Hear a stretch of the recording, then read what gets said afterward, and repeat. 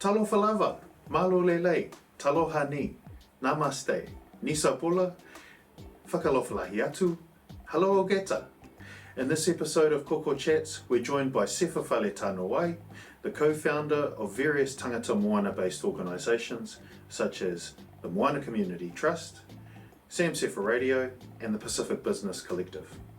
He brings to us a story about his life navigating money, from growing up with very prudent parents who immigrated from Samoa and made sacrifices for their tamaiti, through to buying his first home with his better half, a strong wahine from the east coast of the North Island, here in New Zealand. I'm your also on host Dante Fife. Let's get into it. Well, welcome, Sefa, to KOKO Chats. Thank you, and thank you for the koko. Yeah, it's not bad. It's a little bit weaker than last time's one with Taveri, but hopefully next time I'll have it down pat. Yeah. I reckon a little bit of sugar for me, and this will be like just right. Okay. Yeah. It's too weak for me. Like, I don't really taste the koko. But we're getting there. It's probably my third time making koko. Nice. So I only had one practice session before I made it for Taveri. So Sefa, what we normally like to do is try to get an understanding of like your background, how you grew up, where you came from, born and bred. Yeah, why don't we kick off with that? Yeah, man. Of course. Always been here in Christchurch. I did a year in Auckland. I'm sorry. So born and raised in Christchurch. Parents came here from Samoa. I was adopted. Yep. So my auntie and uncle adopted me from my mum and dad, and I was the youngest child in both families. So youngest child in my biological family and youngest child in my adopted family. So blessed to have big family in Christchurch, and did my schooling at Shrew Boys High School. Then did the whole Canterbury Uni thing, but in between that, my gap year was I went to Auckland and did a bit of real estate there. Came back, went to uni, and did all sorts of jobs, and now I feel like I'm just finally starting to find my calling. Yeah. Do we have a Samoan word for like whāngai? Oh, you put me on the spot right there. I can't think of it right now, but it'll come to me. In what year did your parents move over from Samoa? Good question. I think late 60s. Yeah. I want to say. Yeah. I would say that's pre-Dawn Raids. Yeah. And I think the Dawn Raids mainly happened in Auckland. I don't think there are any stories that come from Christchurch. Yeah. Well, I asked my parents if they were, or my older siblings if they were part of the Dawn Raids, but they said it mostly kept to up north. Yes. When your parents moved over from Samoa, do you know what their hopes and dreams were? Yeah, better way of life, education for kids, and sending money back home. Yeah. And they accomplished that. Yeah. Did they end up buying their own home here in Otautahi? Yeah. Wow. Do you know when that was? Oh man, I should have looked all this up before coming on that. And now you're like, how do you not know this stuff about your parents? But I just know mum and dad, when they arrived, dad got, I know what led to his employment came from welding.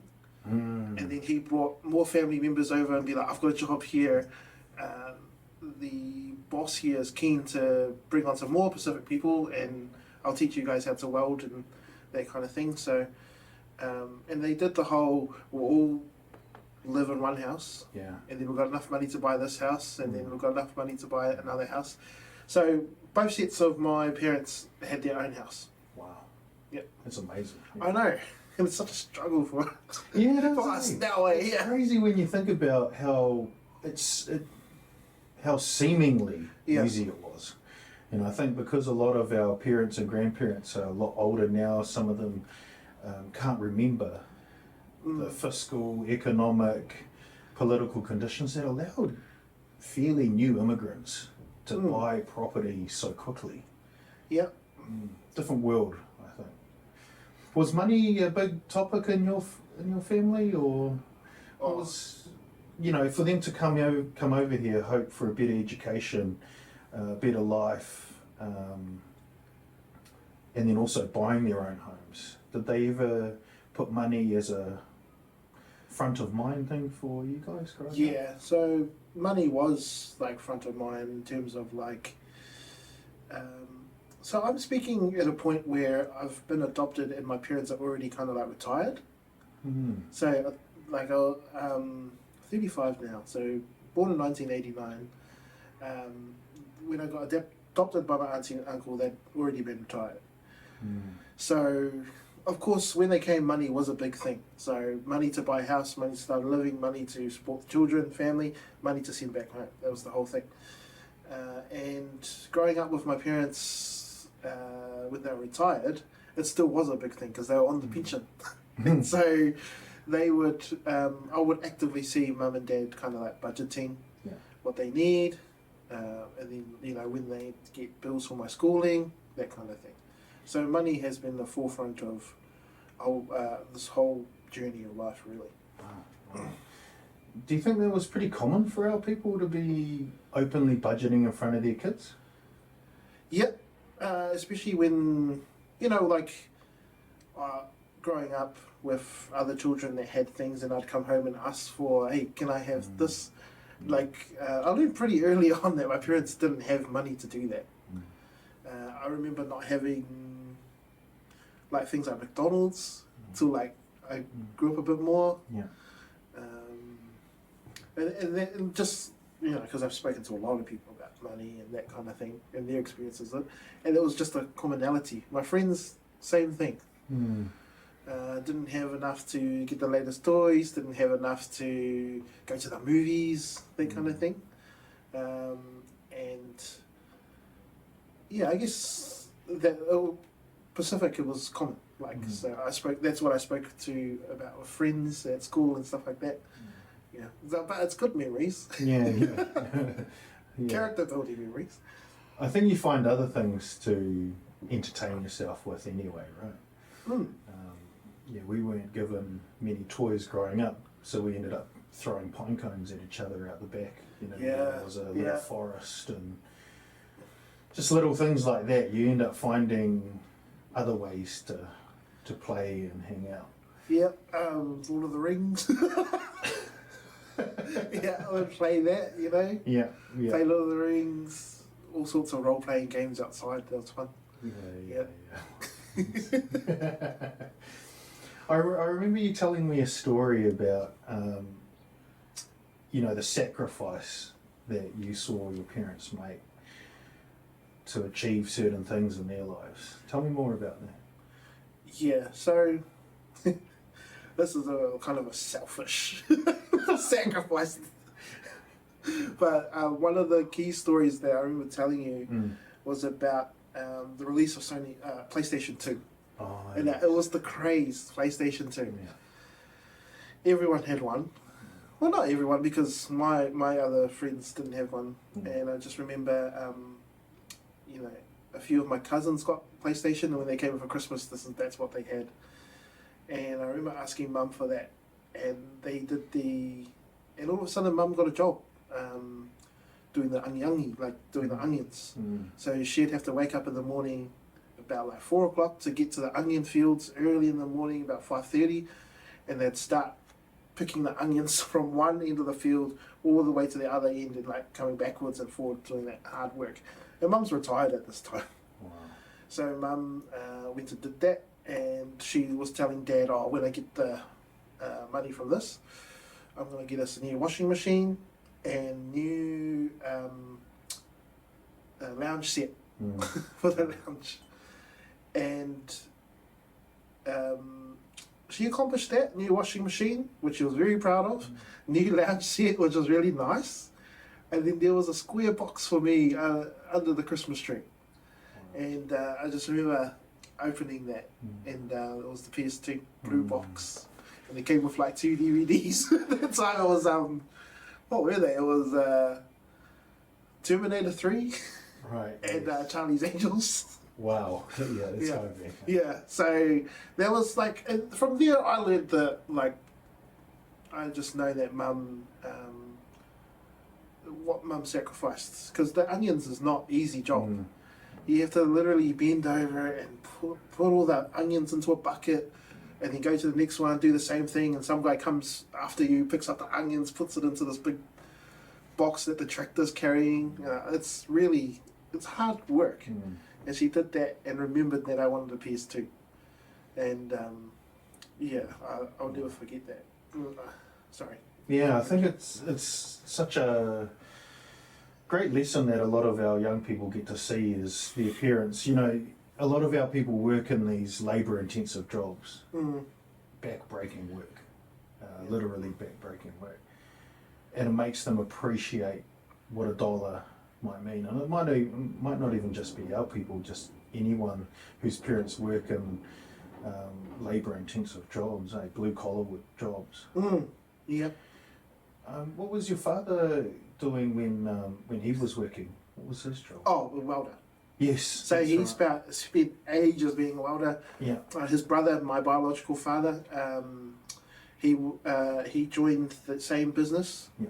And I think they worked excess of 30 years at the same place. Because that was the thing you did. You just kind of stayed at the one place and kind of worked your way up, or that was your career from then on. I know in particular Gen Z kind of move around, getting the experience from here and there and wanting to explore there, which is cool too. When it came to, you mentioned budgeting with your parents. They were budgeting with each other, I'm guessing at the dinner table, and you might have seen part of it. Did it go any further than that? Were they educating you guys at the same time? Not really, but like I would just overhear the conversations. Yeah. So, Mum and Dad, again, like they had all the bills on the wall. Yeah. So like the telephone bill, which was, we had telephones back then. Telephone bill from Telecom. Yeah. Then there was the rates from the council, and that would be all up on the board. And I would see these numbers, and it happens in every family. But sometimes Mum and Dad would argue about it. And like that would make me quite sad, just seeing Mum and Dad arguing about the money and how they were going to afford this, and I would sometimes hear them about, like, I don't know how we could be given this much money, but it all goes to this. You know, we hear it today, and that from an early age I remember, like being 6, or be whatever age I was in 1999. Can you do maths? You would have been 10. 10, right. 10, because that's when Star Wars Episode 1 came out. Wow, okay. And I listed all these toys that I wanted, but I particularly chose ones that were under $20. Wasn't like, I want this one that's, the big whatever, $100 something. I made a list. I broke all my toys down to a list I wanted of that were just under $20. Wow. Because I had that instilled in me that Mum and Dad don't have the money. Yeah. And I had a good childhood. I loved it. It was so good. I didn't go without. Even though I didn't get the toys, I'd somehow have a friend that would either loan me something or borrow their Game Boy or something like that, until eventually I got one. So, yeah. So when you were selling those toys, were you saving for episode, like go to the movies and stuff like that? Oh, not selling them, sorry. I was writing them down as if this is my wish list. Oh, right. Under $20. Like I'd go through the warehouse. I don't know if they still do that. Do they still post like the warehouse catalogue? I don't know. Yeah, so I'd go to the toy section and I'd be like, oh yeah, that one's $20. Oh yeah, that one's $7. Yeah, that's what I'd make my wish list. Yes.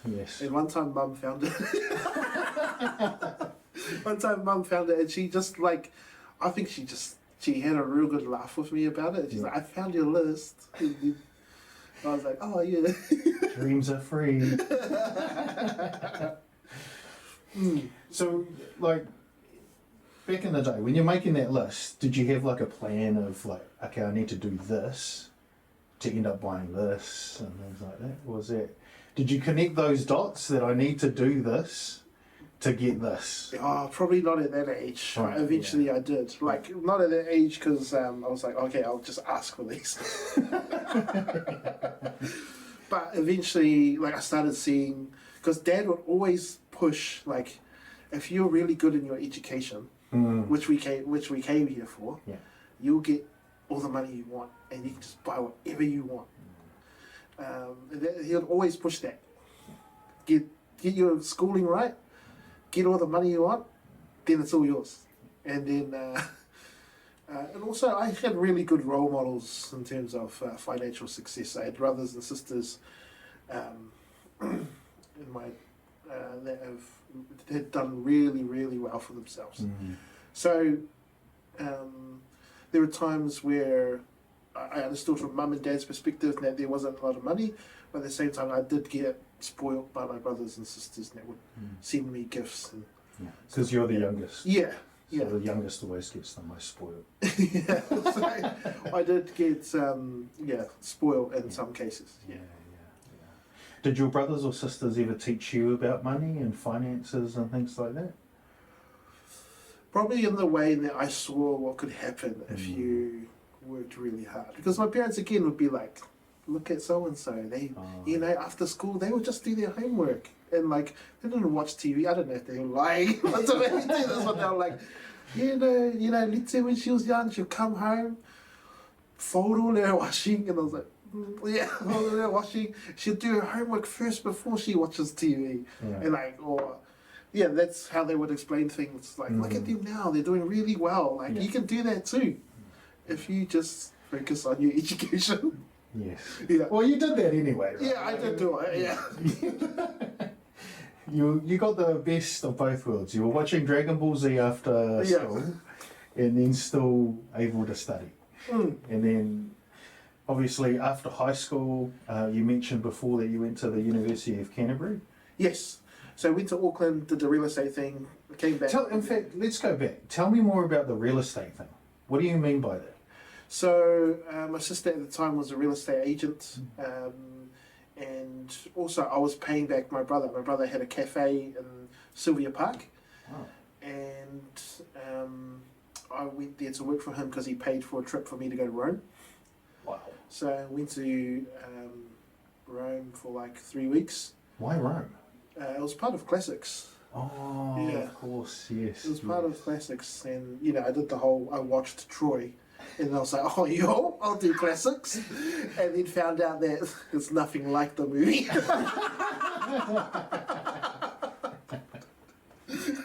Oh no. You were Hector. And I was like, what do you mean Achilles budget? What do you mean it was his boyfriend? What do you mean they're not cousins? The sacred band. The sacred band. What do you mean they're not cousins? But yeah, it was crack up times. And man, that must have been amazing. Yeah, it was. I loved my time at Rome. Yeah. Came back and then, my brother's like, oh, come work in the cafe and pay off your bill. Yeah. So I did. And then my sister was like, hey, I need an assistant with me to work in real estate. Wow. And it was pretty hard that time. Because 2008 was the recession, right? Yeah. So I decided to come back because I was missing home hard out. And Pukekohe was a you were in Puke? Yeah, oh. Pukekohe was a very isolated town. I felt isolated. Had no friends. Very bilingual town. And people were like, "Oh, you want to come to the racetrack?" Like, no, I don't want to go to the racetrack. All right. But I just didn't. I didn't even explore rugby. I just didn't feel like it. Right. Yeah. And I decided to come back to Christchurch in the teen uni. Wow. Yeah. Wow. What were the sort of lessons that you managed to learn off your brother and sister up there? Because they were both obviously running their own businesses. I think a lot of real estate agents work as contractors in some way or form, so they're on commission. And your brother's running his own cafe, which is crazy. Yeah, so he had the cafe, but he was also I don't know if we were allowed to mention companies or anything, but he was working for a company that he was high up in. You can mention companies. Yeah, I don't. Oh, you mean yeah. And so I learned, like, you know, and I was like extremely proud of my brother. Like, beautiful house, and he would explain to me like the running of the business, the cafe, and show me what he has to pay and that kind of thing, and how much the rent was in Sylvia Park. And again, during the global financial crisis, how that took a toll and that kind of thing, and being a franchise, that kind of stuff. And then I was also incredibly proud of my sister, who worked her way up in the travel industry, and from that, as I was saying, I did get a little bit spoiled where I had trips to different places, courtesy of her. Wow. And so, yeah, I did see that, and also got to explore a little bit of the world of real estate before coming back to Christchurch. So I learned a lot of them in terms of business, and also the kind of where success can lead. Yeah. Yeah. Yeah, awesome. Wow. Very lucky to have those sort of role models. I don't think everyone can say that. I can't say that. Well, not that close a family. I remember thinking, you know, when I found a passion for, you know, side hustles and things like that, I thought, man, I actually don't have a lot of family that are into side hustles or run a business. You know, so you try to look for role models. Yeah. So you're very lucky, eh? Yeah, and I'm only talking about two of them. I had my other siblings as well did really well for themselves. One of my brothers is a builder, and he's doing really, really well in Australia. And my eldest brother, who's passed on now, he was kind of more the community and doing things around church and that kind of thing. So I had lots of role models to look at. Yeah. Yeah, nice.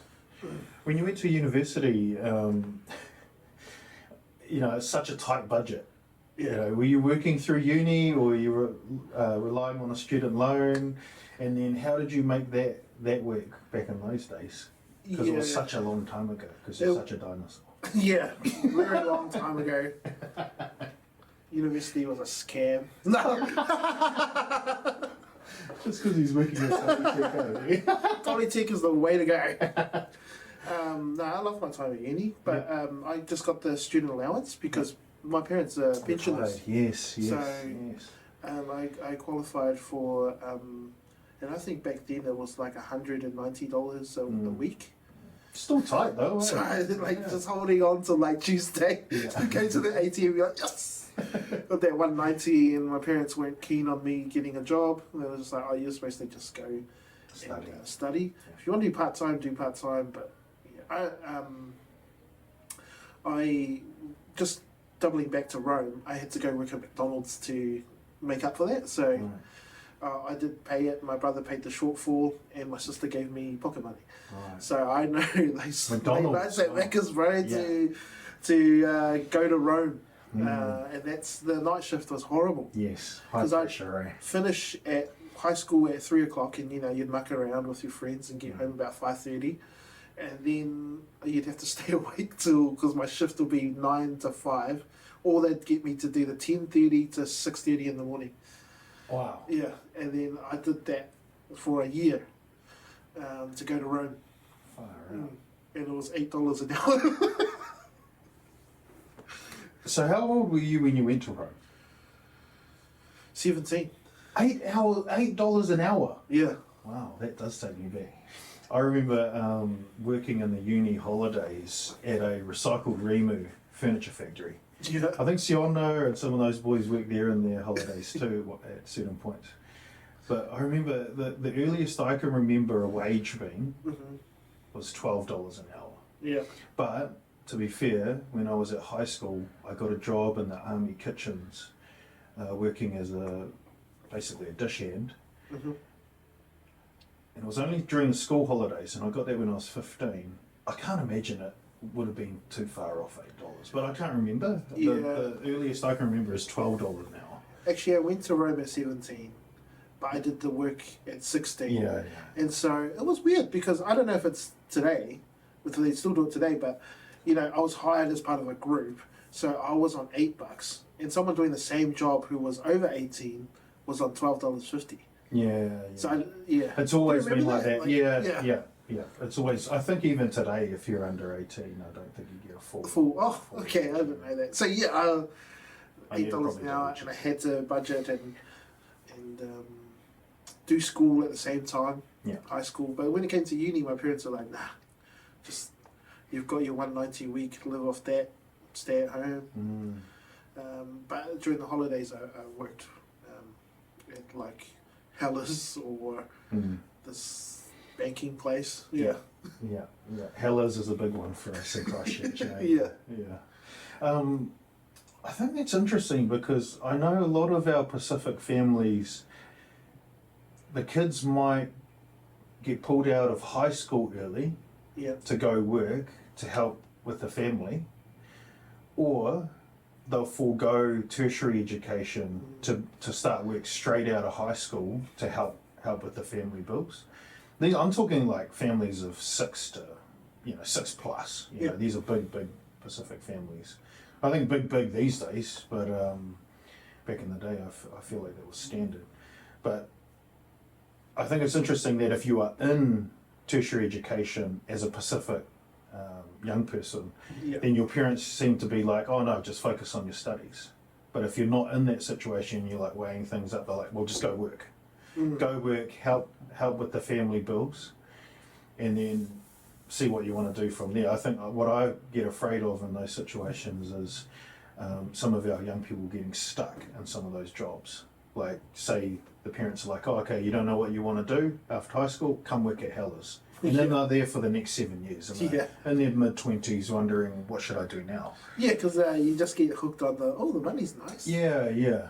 And I'm glad I didn't fall into that. Like, it got to a point where I was just like, I got the money, goodbye McDonald's, thank you. Yeah. And I actually did enjoy my time at McDonald's. It was very good. Did you guys get free food? Something I always wondered, eh? Sometimes I did. Like, it was heavily discounted food. Right. And I worked with really lovely managers, and they were just like, sometimes at the end of the shift, they'll be like, you're really good today, have a free meal. I'm like, oh, me, yeah. Which Macca's was it? Linwood. Oh, yeah. No wonder it was horrible at night. Yeah. I've been there where it is just a madhouse. There's people abusing the staff. Yeah. There's people outside. Oh, one thing is like, oh, man. Do not abuse the staff. Oh, I don't even know. I don't even ever abuse the staff. Like, if you have a bad experience at a restaurant, I'll complain, but I just leave it at that. Like, don't go overboard. Oh. I don't want to know. Just leave it there. We'll leave it there. So let's talk about, once you finished uni. Did I say what McDonald's I worked at? I'm sure the culture's changed. I'm sure it's come a long way since back then. Let's talk about post-uni. I know some of our young graduates might not get into the job that they studied towards. I know I didn't. Yeah. Tell me about your journey. Yeah, okay, man. So my journey at uni was theatre and film. I should have gone to broadcasting school. So I'm not saying that because of my my allegiances to Polytech here in Christchurch at the moment. Yeah. But I studied theatre and film, but really I wanted to be like a director and to work in film, in which I should have gone to broadcasting school. But I guess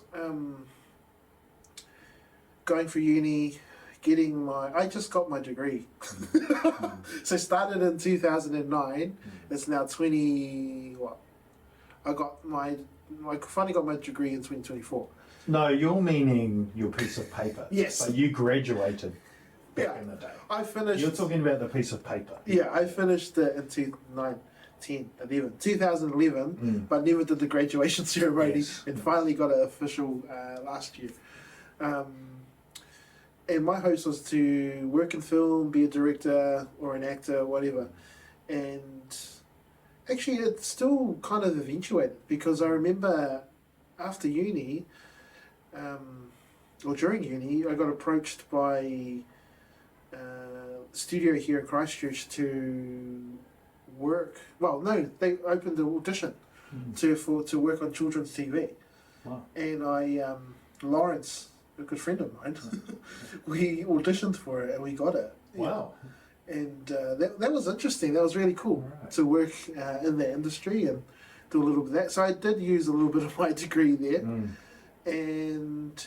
But at the same time, I was working for a place that was kind of like Apple's conduit here. Apple is in the computer company here in Christchurch. And I kind of fell in love with computer technology. Also fell into that trap of like, I've got money, I'll just stay here kind of thing instead of pursue my dreams. But during that time, I got a lot of transferable skills in terms of sales, communication, connecting with people, doing orders, that kind of thing. So that kind of shifted my perspective in terms of, I'll put film on the back burner and I'll just focus on getting some money right now. And that's what I eventually did. Was focused more on the sales skills now I had got from working in customer service. Awesome. Yeah. Okay. And when you were coming out of uni into this first job, your income would have obviously gone upward. Yeah. How did you manage your money, that increase in money? Did you choose to do some budgeting at that point, or was it just living week to week, Yeah. winging it?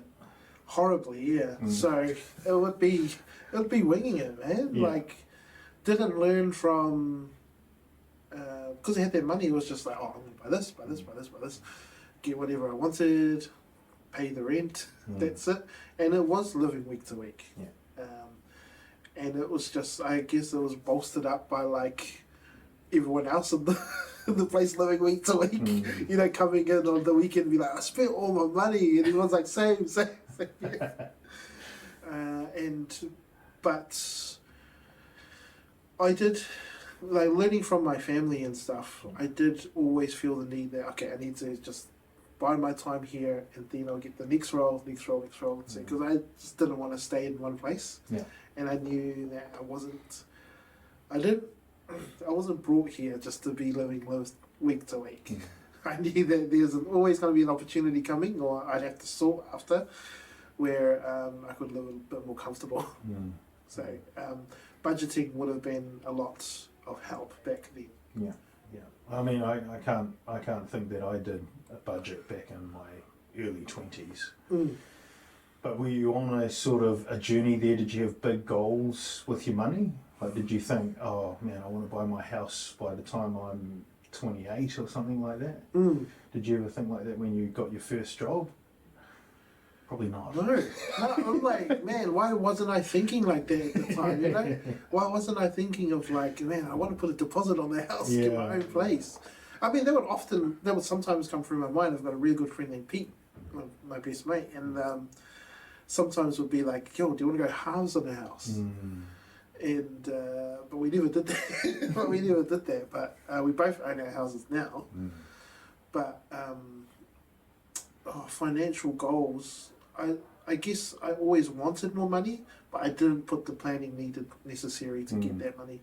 Yeah. Which is, looking back, it's pretty disappointing. But yeah, I could have had a house for like $100,000. Oh, yeah. Like when I look at my house and how much I bought it for, and then I look at the sales history of my house, I'm like, what? Yeah, it's what's happened to our country. Only in 2013, it was sold for 100 and something thousand. That's crazy. Yeah, that's crazy when you look back on those days. Yeah, that was post-earthquake though, so. Yeah, and we brought at the height of like COVID, the height of like, I don't know, people getting hysteric about needing to get into the market. Yeah, I think the peak of that market was end of 2021. It was pretty much building from the end of 2020 through to the end of 2021 when it hit its peak. Yeah. Sorry. I was just going to say, the only thing that I did right, and I'm thankful my brother said, you got to do this, was sign up to Kiwistyle when it came out. Yes. Yeah. Yes. I think contribution rate, though, would have made a huge difference, right? I think I tell the story that when I bought my first home with an ex-partner, she had put in like 10% from back and whenever it was, 2008 or Yeah. I think it was born 2007, something like that. But her, over the 6 years, because we bought in 2014, over the 6 years, she had 4 times the KiwiSaver that I did. Whereas my KiwiSaver was pittance, because I had gone the minimum. Because I remember I was working part-time at Rod and Gun, actually, and I remember when KiwiSaver came out and the manager asked me, oh Dante, there's this savings scheme from the government, you've got to sign into it, you got to choose your rate and what you're going to contribute every pay. And I was at uni, so I was living on the bones of my butt, and I just said, what's the minimum? And she was like 2%. I was like 2%. But it made so much of a difference between hers, my ex-partner, and my KiwiSavers. I mean, I ended up putting matching through other means, but it's just how much of a difference that can make over time is crazy. And KiwiSaver really came in handy. I think today I had to vary on the podcast last episode, and KiwiSaver is making up the vast majority of the deposits, either just entirely KiwiSaver or the majority of most deposits for first home buyers. Tell me about that journey into your first home.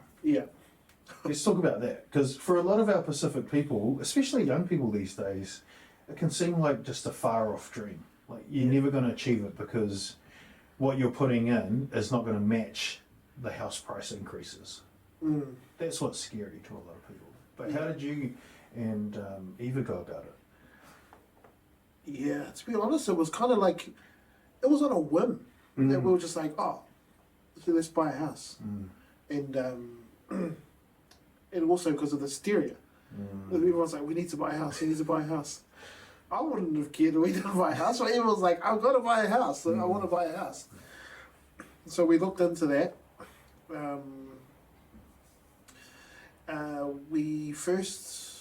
We contacted people like you who are experts in the market, and then it was just, you gave us what we were looking at, and then afterwards we we didn't find places that we liked, and we kind of stopped there.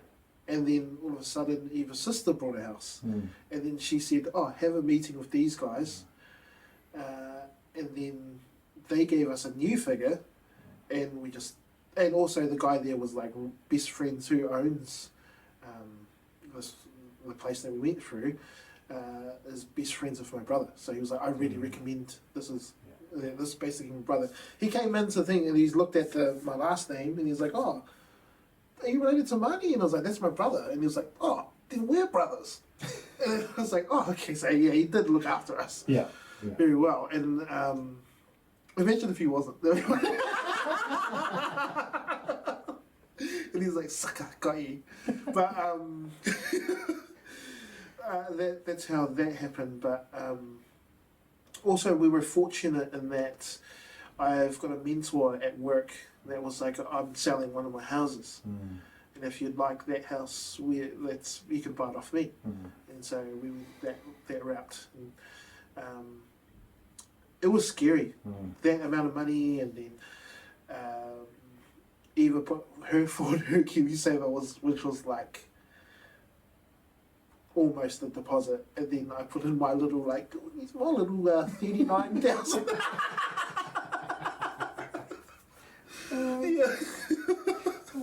It was funny because he's sitting there with the guy, and he's like, oh, can you list out your savings? And then he was like, boom, boom, boom, boom. And he's like, oh, can you match that? And I was like, oh, maybe 20,000. And then that's the other thing, everyone. Find a good one. Look for look for a partner that you can turn up to the meeting and she's like, yo, I got this, I got this, I got this. I'm just kidding. It's just we went through that. Yeah. Then the whole we used friends. I think we used. Did we use Emma for our lawyer, property lawyer? Yeah.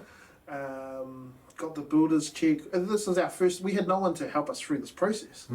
We just slowly slid through it, and from the time we started looking, it was within like 3 weeks. We bought a house. Wow. And I did. Don't roll your eyes, but a lot of it was manifestation.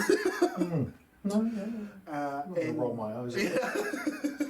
No. But I feel like, you know, when you bring that manifestation, everyone's like, shut up. You read one page of The Secret and it'll... You know Rhonda Byrne, Yeah. that's it. Yeah, that's a whole different story about The Secret and manifestation. I really wanted this house.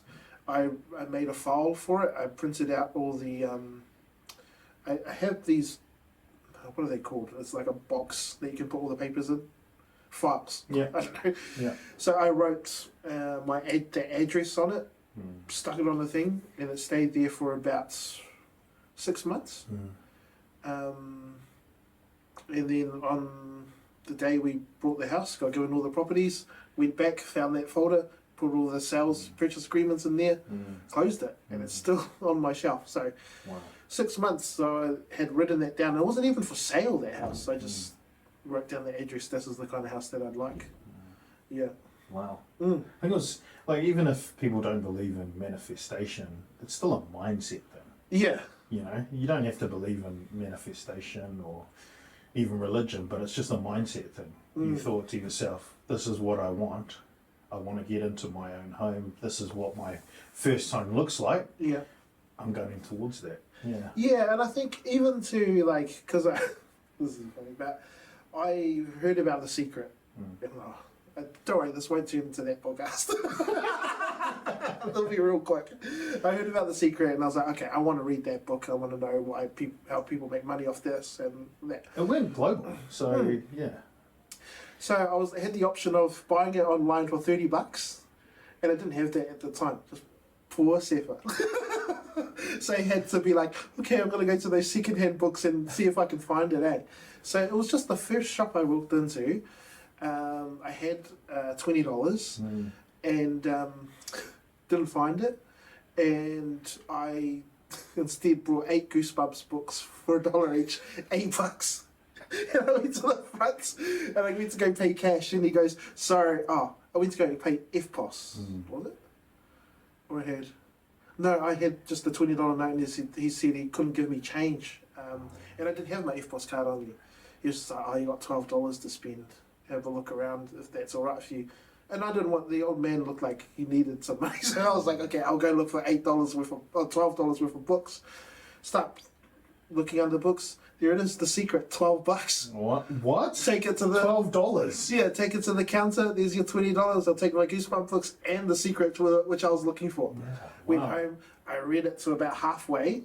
Then everything happened, and then I just haven't reread it after that. I stopped there, and now I'm in a situation where now I do have to finish it. You know my situation right now, yeah. It's gold. Yeah, sorry. Well, I think, you know, your journey, you came together with a partner.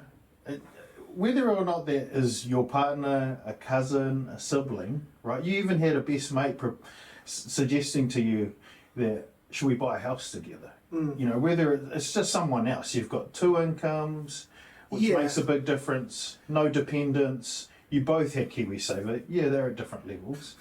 I think for most blokes, it is the lady that has a healthier deposit than the guy or whoever it is. But coming together, no dependents, KiwiSaver. I think the other thing was networking. You know, there is this. I have noticed this through the housing market, that there seems to be a growing movement of people listing their houses themselves. Yeah. And there's this whole pushback around real estate commissions. And I know for some companies they might do 3%, other companies like to say we're a 1% company. And then you've got fee for service. That was a thing going around at one point. But then I know there's this website called listed.co.nz, and people are just listing their properties themselves. I guess what I'm trying to come down to is that, yes, you had a very good opportunity come through from a work colleague to purchase their house off of them, or one of their houses off of them, which might have made it slightly cheaper because they would have understood that we're going to save on the real estate fees, so we can make it slightly cheaper for Sefa. But yeah, I guess I'm just saying, if it's not within your like networking or in your circle of people that they know, oh, I'm looking for a home, that there are other ways to find houses that are listed by real estate agents, that you can just find people are selling just that slightly bit, a slight bit cheaper than through real estate companies. I think also I'd love to talk to you about starting a few different businesses and entities. I think the best one to start with is probably SamSefa Radio. Yeah. That was an amazing project that you and Sam got off the ground and had a lot of success with. And as the world, you guys were actually way ahead of this whole podcasting thing, because podcasting and vodcasting, whatever you want to call it, is like, I feel like the market's flooded now, right? And here we are doing one. But I think you guys were ahead of it. We're talking, 6, 7, 8, 9 years ago, you guys started a podcast way before COVID, when it really blew up. Tell me more about that. 8 years ago, 8, 9 years ago now, the opportunity came through Pacifica Networks Net. Tangata Atamotu Trust at the time were looking for a radio host. The radio host before that was leaving, so they'd like another person to come in and run that. No radio experience whatsoever from myself or Sam, but I just took Sam to the interview. And I'm a Gemini, so my partner always says that, and I believe it, that I need to do things together with other people. So I'd never really do anything by myself. There's a lot of projects I will only do with you, I only do with Sam. I won't just tackle something on my own. So Sam and I turn up to this interview, and they'll be like, they think they're interviewing one guy, but I'm just like, hey, there's another guy here that I'd like to do the show with. Is that okay if we interview together? And they gave us that role, and this whole SamSefa Radio experience was a real eye opener in terms of, because I was full-time employee, and then on the side I was getting money for doing these podcasts. At the time they weren't podcasts; they transformed into podcasts not long after that. But they were supposed to be like live radio shows. But Sam and I just never had the time to do live. He was working night shift. And instead we just did the pre-recorded version that you could just listen to whenever you wanted. So that's why it just stayed as a podcast and didn't move into live radio or anything like that. And from there we really exploded in terms of people asking us to open things, to come to events, to cover things, and we met so many people. But if we're talking just the financial side of things, being paid extra every week on top of our normal income, that was extremely helpful. And even when buying my house, they took that into account when I showed them, this is how much I get on top of my pay every week. And they were like, oh, sweet, that's awesome. By the end of it, Sam and I could have just did the podcasting, really. We have stopped. We've stopped for a year now, but we're looking to come back. And you're kind of evolving it too now, because you've spent so many years running a successful podcast, and now that the market is kind of flooded with all these different podcasts, your experience to help others, especially within our Pacific community, is invaluable, and I think that's what you're looking to do. Right? Yes, that's what we're looking to do, and we hope that our new project, what we want to do, the future of SamSefa Radio, is to not do it ourselves, but just to get people to do it. But we got all the equipment again, man. It opened opportunities. Side hustles really do open opportunities. We got all our gear paid for. And so we just want to set up that gear, funnel through our communities through to tell their stories. And if they tell stories and they're able to advertise on these stories, there's more income coming in for those people, for those people who run podcasts and adverts. $200 a podcast for a company to pay is like nothing. Yeah. Awesome. Any other side hustles that you've run over the years, and have you got any sort of tips and tricks for people looking to start a side hustle? Because you're working full time, it's a lot to manage, right? It's so much to manage. I would imagine that a lot of our people, especially ones working night shift, might find it hard to start a side hustle just purely because they're so time poor. Yeah. Especially our people that have multiple children, they've got kids, mahi, local. Yeah. Then, side hustle? I don't know. Yeah. I think I'll just have a little think about this because, man, side hustles or the pursuit of extra income, I don't think I was actually pursuing extra income. I was actually, the income came as like you get this because you did that. It was a passion project that turned into a financial opportunity. Yeah, Wow. and that's what always happens. So I guess Sam and I were looking for something to do extra, which was SamSefa Radio, and from that we got all our opportunities and monetary reward for that. Then we all of a sudden meet up and we talk about, hey, we should start something for our Pacific business owners and people who want to get into business. And that's turned into a great opportunity for us and for us to set up other people, which has also been really good. There's also the trust that a group of us have put together, and that's another thing. Last year, me and my cousin took over a kickboxing club, so now we do that every week, and we that's another financial thing that's come to help us as well. And it's really cool. I get to work with my cousin and show him these kind of things, and he always is really grateful for it. But he's so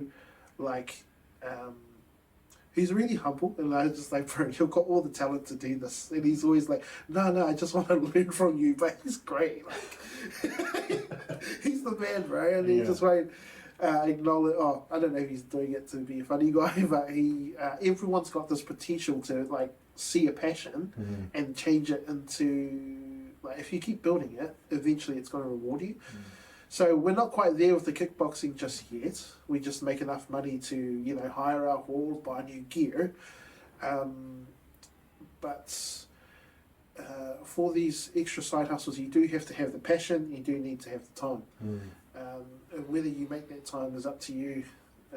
I think I was really fortunate in not having kids, and something that I'm pursuing now. But I've also come across this opportunity. If it wasn't for side hustles, I'd be in the right predicament right now, because I'm currently going through a restructure where my job is not secure. But at this very point in time, side hustles, I'm kind of comfortable where I can be I'm going to leave, and I've always thought that I don't know if I can do the side hustles. I'll wait a bit till they grow and then I'll move into them. But you actually said to me the other time that I'm excited for you. A, I'm excited for you, and two, when is the right time? And it's just come. It's now I'm being forced to look into my side hustles, and they're not really side hustles. They're just they were side hustles. Now they're just full on projects. And if I now that I've in the opportunity to move into this and grow them now full time, I already can see the potential of where that grow, fulfill me personally, and fill my pockets. Well, I'm counting on my hand, right? I'm counting right now as it stands. I'm counting 5 different projects. Yeah. That's a lot. You know what I mean? That is a lot. And to just, as you mentioned, potentially one's going to drop off. Yeah. There's still 4 projects for you to sink your teeth into. Yeah. Which is, it's a lot to it's amazing on one hand, and man, that seems like a lot to take on somebody's shoulders. But as you said, it is about time management, and you are at a point in your life where you are feeling more confident that yes, I'm ready to take this on and grab the bull by the horns. Just as we wrap up, I've always felt that Pacific people, we are some of the most generous and some of the most sharing people in the world. And I guess it's so hard for us to balance between being generous and sharing and also achieving our own personal or our own immediate family's financial goals. Yeah. What would you imagine is the best way to navigate between being generous and sharing and still achieving these personal financial goals, like setting up side hustles, buying your own home, setting yourself up to have a child one day soon, getting married, all these things that are going to cost you and your own little whānau money? How do you navigate those two things?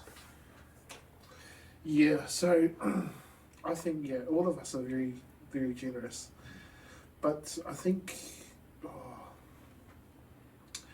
in terms of money, there's a certain relationship that you have to take into account where when I think about money, it's like, it's not just, let's say, $400.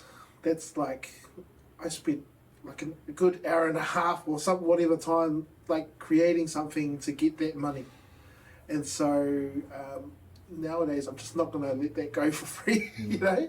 But I still am generous. Like if we have whānau and that kind of things happen, I will put in, because there is that whole Pacific people don't have life insurance. That thing, our life insurance as a culture is that. It's just give money. So you can pay for that and then we re-gift it back, that kind of thing.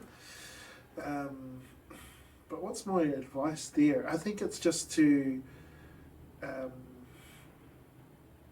well, one thing that comes to mind is when I was adopted and raised by my parents, I got the older, wiser version. So my siblings grew up with the trying to figure out life, figure out parents, figure out New Zealand, figure out English, figure out buying a job. But I got that in, like the wise bit through all that. And the old man, even though sometimes he would succumb to the whole, I need to give $1,000. Sometimes he would succumb to that, but he would always go back to, for me personally, even though I was working and had McDonald's or worked at McDonald's or worked here and there, I could have given more, but Dad was always like, nah, just $50, whatever you can afford. That's it really. It's just whatever's in your means, and that's the main thing I'd like to push to our Pacific people. Like, one is to look after you and your own. Do not give what you don't have, and that goes for like the church as well. One big thing I struggle with is that Pacific people, and my family does it too. I've done it myself. Yeah, just the other time I gave in when my father passed away, it was give big amount of money, but I did that in appreciation of what the church did for me, and also where am I going with this? Like, I just would really like people to understand that the charity starts at home. It's just to make sure that you yourself are all goods, and not to fall on this mindset that, like, if I've only got $100 and I'm going to give that to the church, God will give me another $100. It doesn't work like that, unfortunately. God's given us the opportunity to kind of like to look after ourselves first, and we can donate in other ways, whether it's time, acts of service, but it's not to put your God to the test that you'll be like all of a sudden not have enough money for something, be like, God, I donated this to the church, like when's it coming back? You know, that's putting God to the test. And it's not about, he never designed us that way. It was to to give our shirt or whatever like that, but also to make sure that we keep our responsibilities to our family and to make sure that it's a good back home.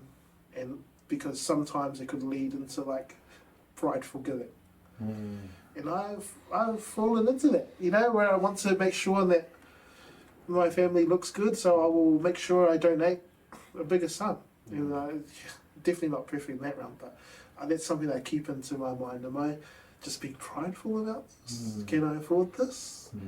And to, in the end, just give what you can. And sorry, was that the question? Yeah, it was. Yeah. No, it was a beautiful way to end it. I mean, amazing way to end it. Yeah. Whawhai lava, Sefa, for your time and your thoughts and your journey. Yeah, mataki ma'ata. Until next time. Yeah, thank you so much, and thank you for the coffee, for the koko as well. Really appreciate it. I love the set, man.